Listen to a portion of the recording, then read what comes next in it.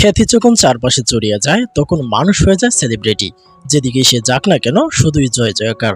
কিন্তু তাদের এই জনপ্রিয়তাও অনেক সময় তাদের অসুবিধে হয়ে দাঁড়ায়। ব্যাহত হয় স্বাভাবিক কার্যকলাপ, তাদেরকে পড়তে হয় নানান জটিলতায়। আর সেখানে যদি হন বিশ্বসেরা অলরাউন্ডার তাহলে তো কোনো কথাই নেই। বলছি বিশ্বসেরা অলরাউন্ডার সাকিব আল হাসানের কথা। এই তো কিছুদিন আগে তিনি ছিলেন দুবাইয়ের ঈদের জামাতে।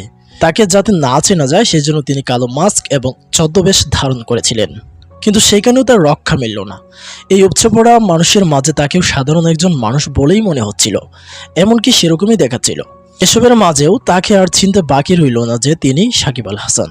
ওই ঈদের জামাতের একটি ভিডিও ফুটেজও রীতিমতো ভাইরাল সোশ্যাল মিডিয়ায়। সেখানে দেখা যায় এক ভক্ত এসে ফোন বের করে সেলফি নেওয়া শুরু করলেন। প্রথমে সাকিবকে দেখে এত অশান্ত মনে না হলেও পরক্ষণেই হারালেন তার স্বাভাবিক মেজাজ, যার ফলে দেখা যায় এই ভক্তের সাথে তিনি খারাপ ব্যবহার করে এখান থেকে বলা চলে তাড়িয়ে দেন।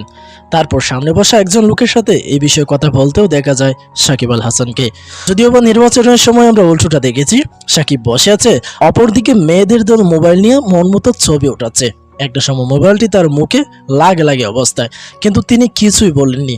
চুপ করে ইনোসেন্ট বয়ের মতো সব সহ্য করে যাচ্ছেন। মানুষের ভাবনা ছিল আজ কি হলো সাকিব আল হাসানের। তবে সে বিষয়টি আর বুঝতে দেরি হয়নি সকলের। নির্বাচনের পরপরই তিনি তার ফর্মে ফিরে আসেন। তবে একথাও সবার মাঝে বিরাজ করছে যে তার এই প্রতিকূল আচরণ অনেক সময় সঠিক ভূমিকায় পালন করে থাকে। তো দর্শক, সাকিব আল হাসান সম্পর্কে আপনাদের মূল্যবান মতামতটি আমাদের কমেন্ট বক্সে কমেন্ট করে জানাবেন। বরাবরের মতোই আমাদের সাথেই থাকুন। ধন্যবাদ।